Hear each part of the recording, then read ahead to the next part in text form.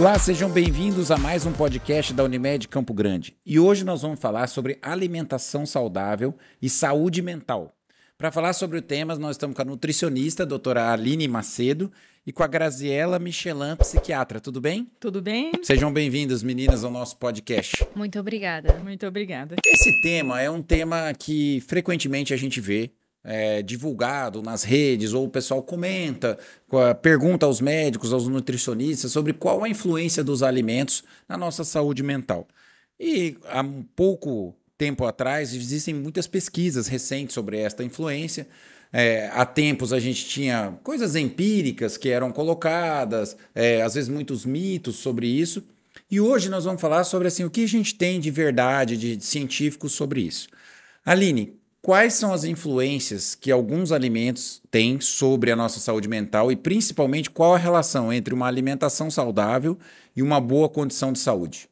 Doutor André, de uns tempos para cá, a nutrição está crescendo cada vez mais, aonde nós estamos tendo vários estudos correlacionando as doenças psíquicas com a nutrição, sendo que alguns alimentos estimulam demais, aumentando a ansiedade, o estresse, ativando, desencadeando o síndrome do pânico, como vários alimentos trabalhando no relaxamento corporal, diminuindo sua ansiedade, trabalhando muito bem no seu intestino, tendo uma melhora da absorção do complexo B, que ele é um antidepressivo, aonde cada vez mais a nutrição está se mostrando um grande aliado para a saúde mental.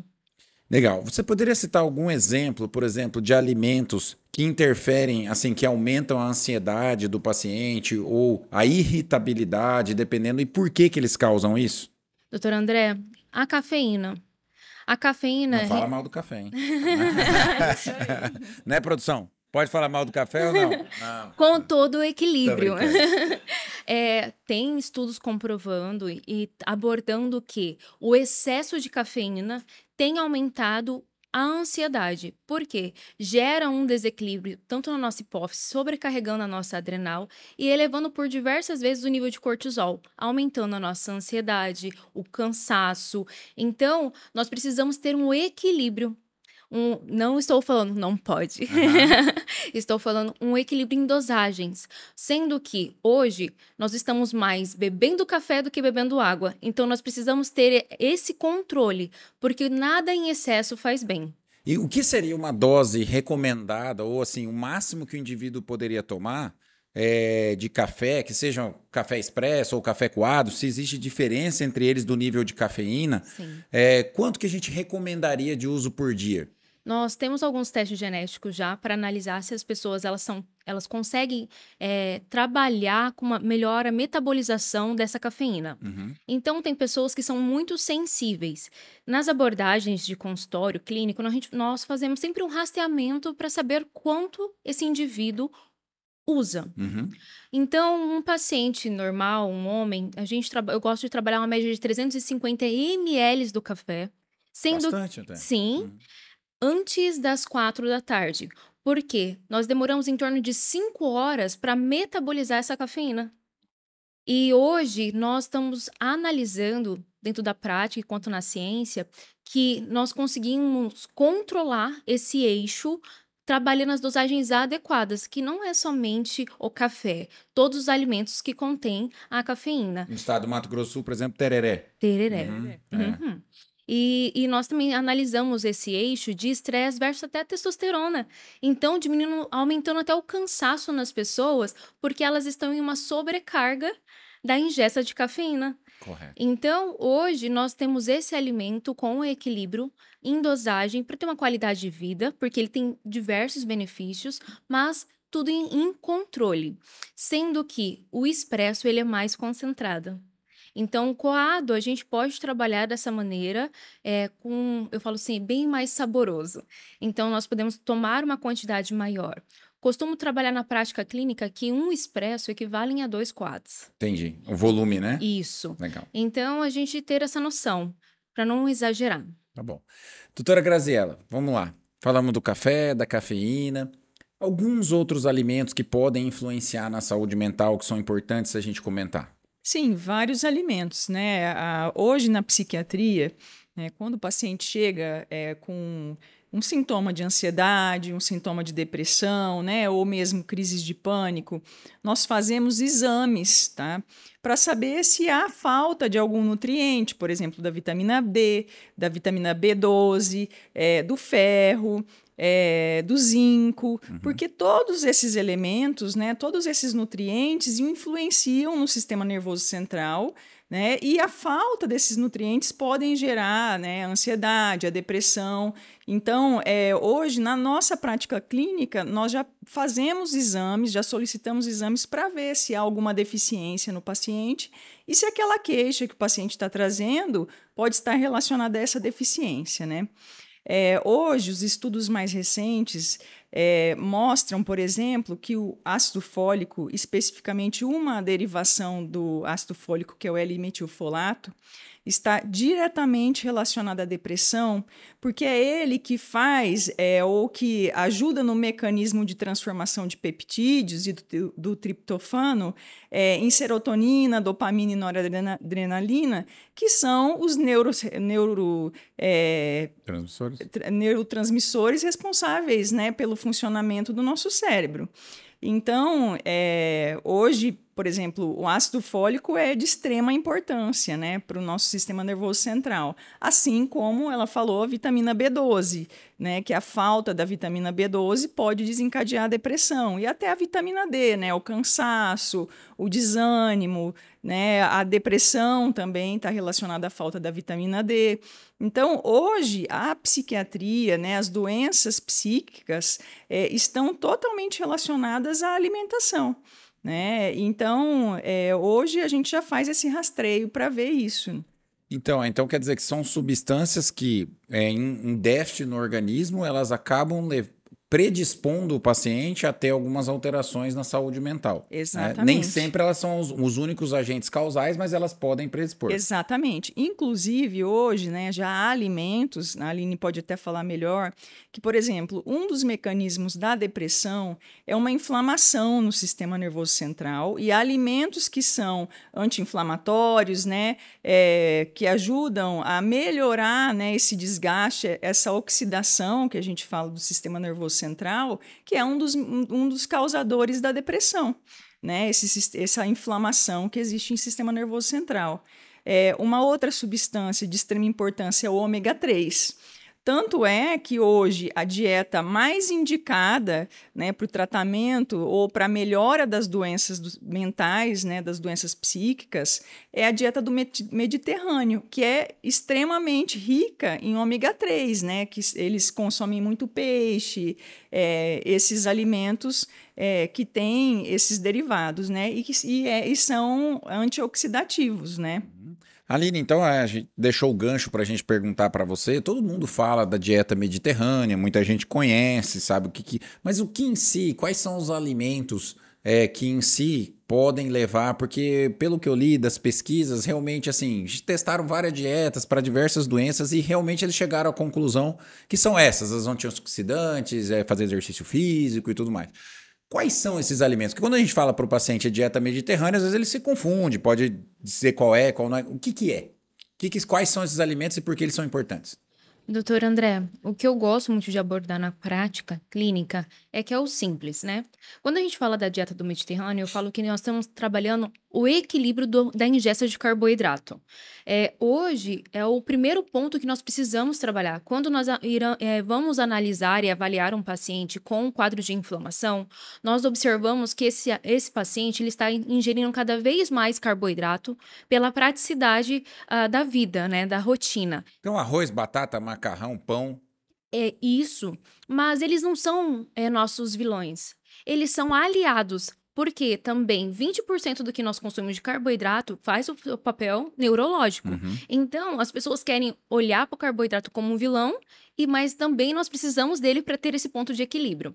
Então, o que eu costumo falar? Sempre tem que ter uma ingesta proteica em todas as nossas refeições, uma boa proteína, com a gordura que é necessária, um azeite, por muitas vezes uma manteiga, nem que seja um pouco, nada em excesso, em equilíbrio.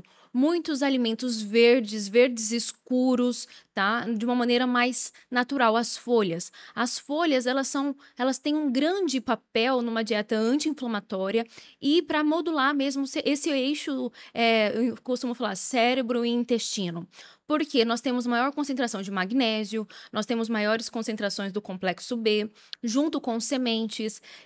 Eu falo esse hábito que nós temos que comer muitas sementes ao longo do dia, juntar uma semente de abóbora com uma semente de girassol, uma linhaça, colocar isso, um gergelim na salada. Isso são pequenas estratégias que vai melhorando e dando essa modulação um pouco mediterrânea para a nossa cultura.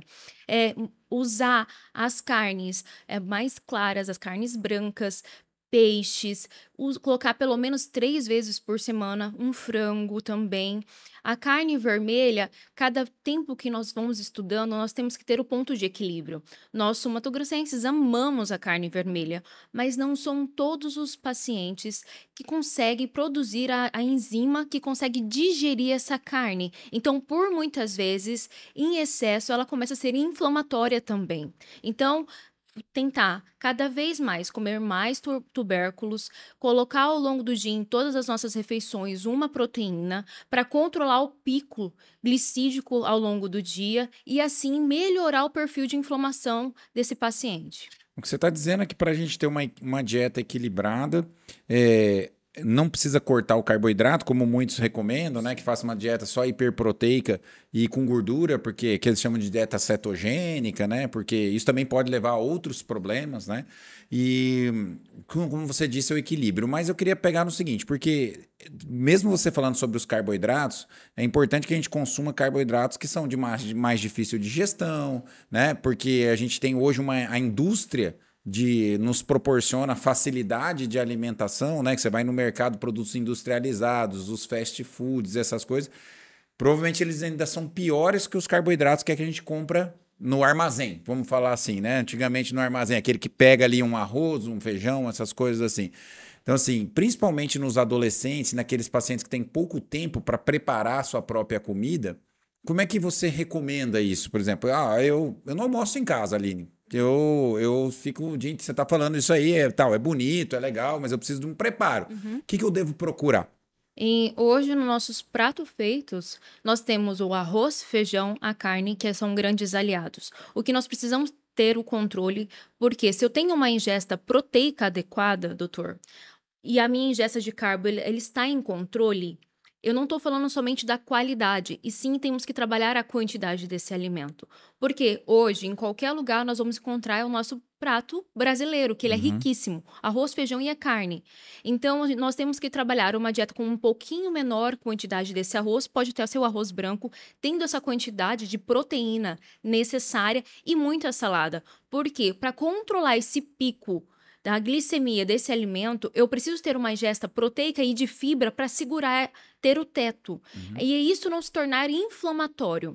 Então, eu tô na rua, o básico, arroz, feijão e a carne e salada. E a salada não quer dizer somente uma rodelinha de tomate e uma folha de alface. É salada.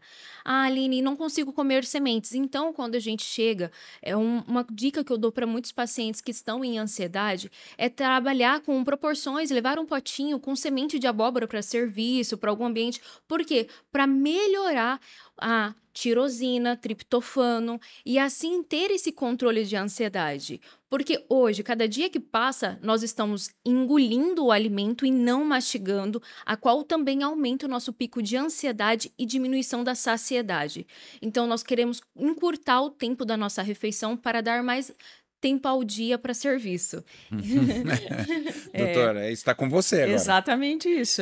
Doutor André, eu acho assim, o estilo de vida hoje que nós temos, né, essa aceleração, né, da vida, eu acredito que gerou uma má alimentação, sedentarismo, o excesso de informações, o excesso de tela, e tudo isso tem contribuído cada vez mais para o aumento das doenças psíquicas, né, dos transtornos mentais. Então, assim, as pessoas, hoje o brasileiro, ele é considerado, né, o mais ansioso do mundo inteiro, né, e nós estamos em 5º lugar em depressão no mundo, né? Então, assim, é alarmante o que a gente tem no Brasil, né? Sendo um país tanto produtor de grãos, né? E a gente ter uma dieta, por exemplo, tão ruim, ou, né, um estilo de vida ruim que nos leve a ter esses transtornos psíquicos, transtornos mentais em tão elevadas taxas, tá? E aí, um outro gancho que eu falo, assim, a alimentação tem um efeito direto no nosso intestino, que é o nosso segundo cérebro, né? Então, hoje, é muito importante esse consumo de grãos, esse consumo de fibras, para ter um funcionamento intestinal, porque no intestino também é produzido a serotonina, que é o nosso, como diz, nosso hormônio da felicidade, né? A serotonina é o que controla a grandes funções do nosso cérebro, e se o intestino não estiver funcionando, por exemplo, de forma adequada, vai também ter problemas psíquicos, né?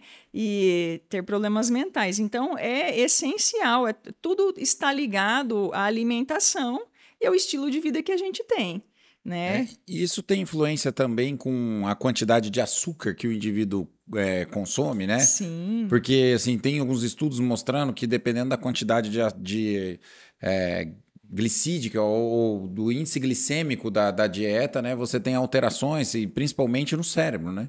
Exatamente. Hoje, como a Aline estava falando, quanto mais a taxa de açúcar existe, né, mais inflamação gera. A pessoa tem aquela sensação, quando consome o açúcar, de um bem-estar momentâneo, né, mas aquilo ali vai ter um efeito, chamado um efeito rebote, que vai gerar depois a inflamação e mais ansiedade, né? Então, por exemplo, nos pacientes que têm ansiedade, principalmente nas crianças, né, ou uma certa agitação psicomotora, o que é indicado? Diminuir a quantidade, a oferta de açúcar, né, para aquele paciente, para conseguir ter um equilíbrio na ansiedade também e nessa agitação psicomotora. E às vezes até o açúcar, ou chocolate, ou outra coisa assim, ela acaba sendo um mecanismo de recompensa, né? De recompensa, Então, assim, quando tá muito ansiosa, acaba podendo, exagerando naquilo ali, né? Então, isso leva a um efeito que acaba sendo um ciclo vicioso. Exatamente, esse efeito do momentâneo ali, né? Então, vocês comentaram que o Brasil é um grande produtor de grãos, nós temos acesso a alimentos, nós temos um país que ele consegue produzir, temos produção disso tudo. E eu fico me perguntando, às vezes, que muitos pacientes chegam no consultório e às vezes eles querem fazer suplementação, ou proteica, ou de vitamina, ou de minerais desses tipos. O que vocês acham, assim, a maioria das vezes, há necessidade, fora aqueles indivíduos, obviamente, que fizeram cirurgias intestinais e tiveram problemas absortivos, retiraram parte do estômago e tudo mais. Ali, é possível a gente encontrar isso apenas nos alimentos? Porque é mais fácil o indivíduo falar, não, me dá uma pílula que ali tem tudo e eu vou resolver esse problema aqui. Como é que é isso? Doutor André, nós estamos tendo que correr contra o tempo no aspecto de, hoje, as pessoas elas querem um milagre, mas não querem plantar. Uhum. Então, os pacientes cada vez mais querem um complemento, tá? Que o suplemento vitamínico é um complemento. O que falta no alimento, eu dou. Quando a gente faz alguns exames laboratoriais e dá uma taxa muito diminuída, por algumas vezes, para tirar daquele efeito agudo, nós complementamos. Mas a base é a alimentação.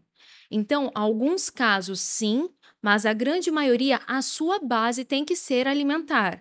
Por quê? Com tantas mudanças que nós estamos tendo até no nosso solo, alguns alimentos já estão tendo um menor teor de nutrientes. E hoje nós estamos vivendo um estresse oxidativo cada vez maior, que aquelas taxas que antigamente eram ok, referências, hoje está tendo que ter um complemento para a gente ter um suporte. Uhum. Porque hoje estamos cada vez mais tendo uma exposição a poluentes, a alimentos transgênicos, a um nível de estresse que também aumenta esses radicais livres e a gente tendo que controlar.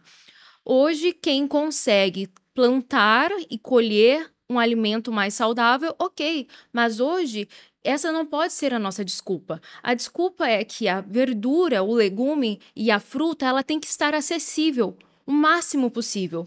Então, em maneiras de hortas comunitárias, até a agricultura familiar que nos auxilia nesse processo. Porque tudo começa a partir do intestino, como a doutora disse. Mas hoje nós também estamos tendo que controlar as inflamações intestinais. Porque não adianta eu dar um manipulado, uma suplementação para um paciente que está com uma desbiose. Ele não vai absorver. E isso também que as pessoas têm que entender. Porque todos os meus neurotransmissores vão estar ligados àquele intestino. Então, eu preciso nutrir, cuidar até esses índices de açúcar nessa alimentação, para não alimentar os fungos e também consumir mais, tirar mais energia do indivíduo. Então, tudo isso, doutora, a gente tem que controlar. E a suplementação proteica é quando a gente não consegue consumir. E hoje nós estamos cada vez mais, a indústria, tanto científica quanto comercial, ela está trazendo, por exemplo, suplementos proteicos. Whey's, concentrado, isolado, hidrolisados, estamos crescendo com os peptídeos de colágenos, as proteínas veganas, as proteínas da própria carne, para ter uma melhora para que as pessoas estejam com esse complemento, pois hoje é muito baixo. Pois antigamente era uma ingesta de 60% de carboidrato para 20% de proteína. Hoje já não, tem que ser 40 para 30. O ideal, né? Que é o correto. E então, a gente tem que trabalhar isso para complementar. Mas se o paciente está com uma inflamação intestinal, não adianta, nesse momento, também complementar. Correto. Estamos chegando no nosso final. Queria que vocês deixassem para os nossos ouvintes uma mensagem sobre esse tema, alimentação e saúde mental. Fiquem à vontade, a palavra está com vocês. Orientações, dicas que podem ser seguidas, práticas do dia a dia, para que possam melhorar a nossa saúde. Então, eu, como psiquiatra, tenho assim para falar para todas as pessoas, né, que estão ou passando por um estresse, ou passando por algum tratamento, né, psiquiátrico, um tratamento de alguma doença mental, o que eu sempre falo no consultório, não adianta só tomar o medicamento, né? O organismo, ele é um conjunto de coisas, né? E a medicação é uma dessas coisas. Então, aí envolve também nesses tratamentos a alimentação, né, a atividade física, a psicoterapia, tudo isso, né? Então, eu acho que hoje esse tema de alimentação com a saúde mental é fundamental a gente conversar sobre isso, porque o paciente ele tem que ter a consciência que só o tratamento medicamentoso não vai fazer o milagre, né? Que é um conjunto de coisas. E a alimentação faz parte de uma dessas coisas. Perfeito. Aline. E também que ele converse, né? E ele entenda que ele é o transformador da história. Que nós precisamos trazer vida para a nossa vida através das nossas escolhas alimentares. O tempo está passando, a praticidade alimentar cada vez está batendo a porta. Mas tudo aquilo que dura muito tempo fora faz o nosso corpo durar menos. Então, que nós possamos estar conscientes que sentar e se alimentar de maneira mais adequada possível, não importa qual seja o cenário, é um momento de autocuidado e de transformação, não para hoje, mas é cada dia de uma vez para a nossa vida futura. Legal. Muito obrigado, meninas. Dicas excelentes, saúde mental e alimentação, uma coisa importantíssima, nova, que nós devemos aprender e estaremos aprendendo sempre. Um abraço para vocês, sigam nossas redes sociais e até a próxima. Obrigada.